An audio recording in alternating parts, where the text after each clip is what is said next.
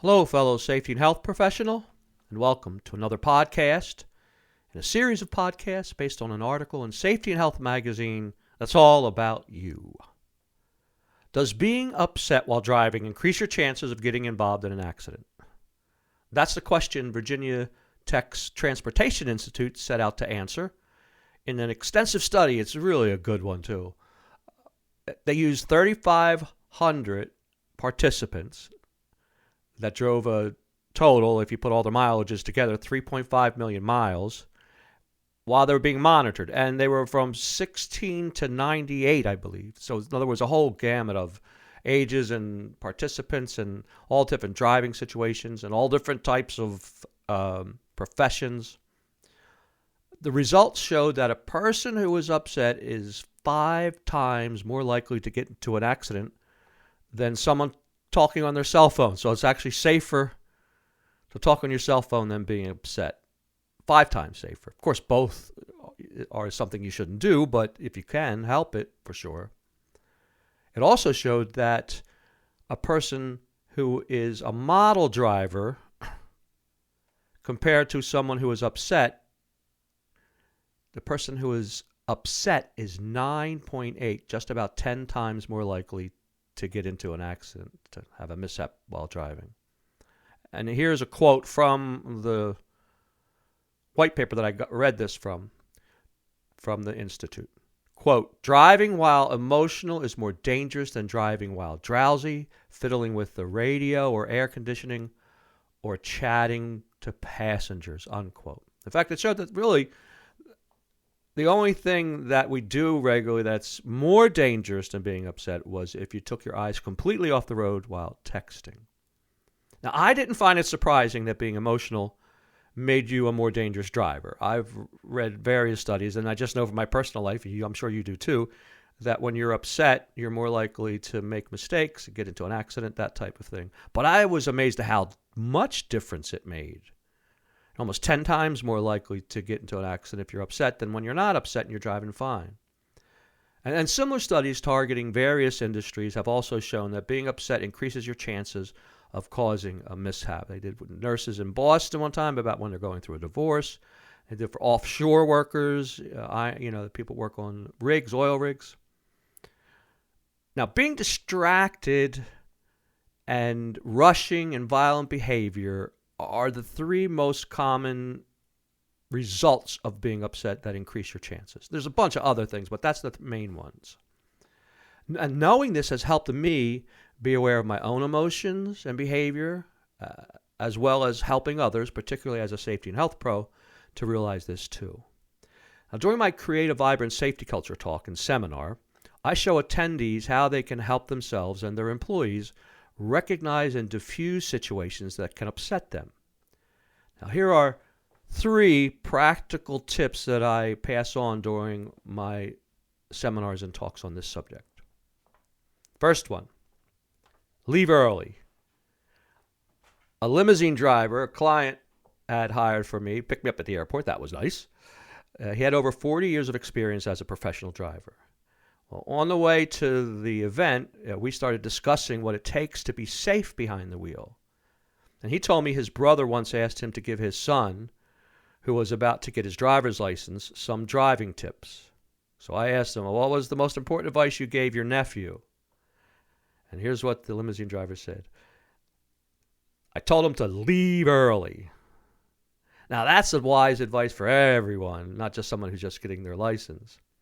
Because when you give yourself plenty of time to do something, in this case, get to a place you're driving to, you tend to be more relaxed, no matter what you're doing. You're also less likely to rush, get frustrated, if something holds you up, like, say, heavy traffic or a detour you didn't expect. Though I always have, since probably my early 30s, tended to leave early for my travels.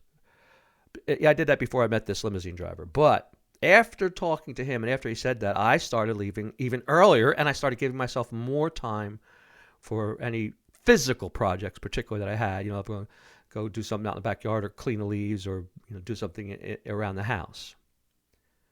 Number 2, put things in perspective.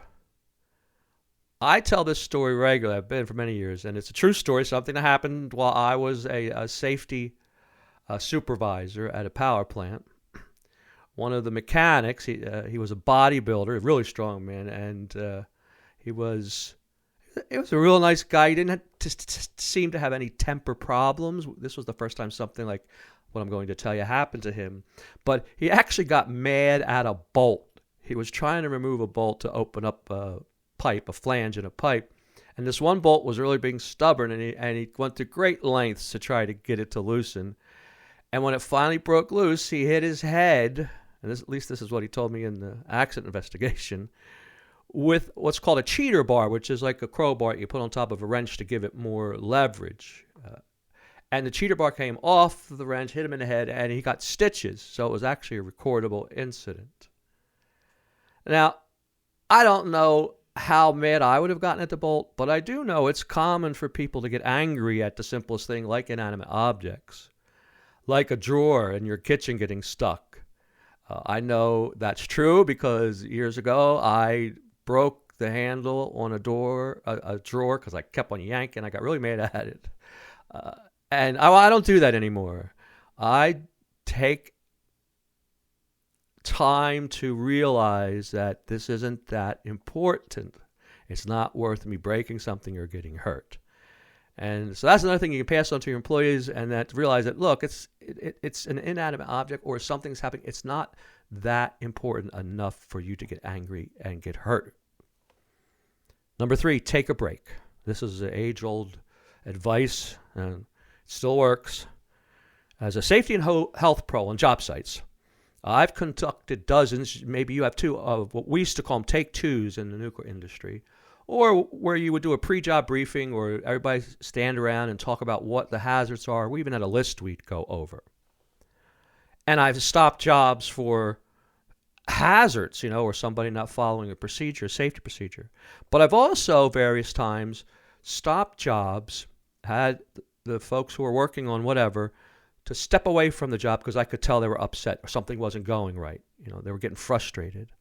And then we'd go off to the side and we'd talk about it. We'd calm down. I'd let everybody know, look, we got to just break from this severe emotions that we're feeling. Well, I do that to myself now too. Like if I have something that's going on that I'm starting to get upset about, if I'm trying to fix something and it doesn't go the way I want to, or I'm driving and I'm really getting upset, I'll pull over or take a break or do something that will help calm me down. I usually use my breath, which I've talked about before and written about before in these articles. I'll take a break and then pay attention to my breathing. It works. It works. In fact, it's almost miraculous how well it'll help you reduce your negative emotions. Now, everybody gets upset sometimes and to varying degrees. And as the VT Transportation Institute study I mentioned at the beginning of this podcast, it's a safety issue, an important one. But it's also a quality of life factor, because when you are upset, you're not enjoying yourself. And that's another reason to work on and use these 3 tips I passed on to you.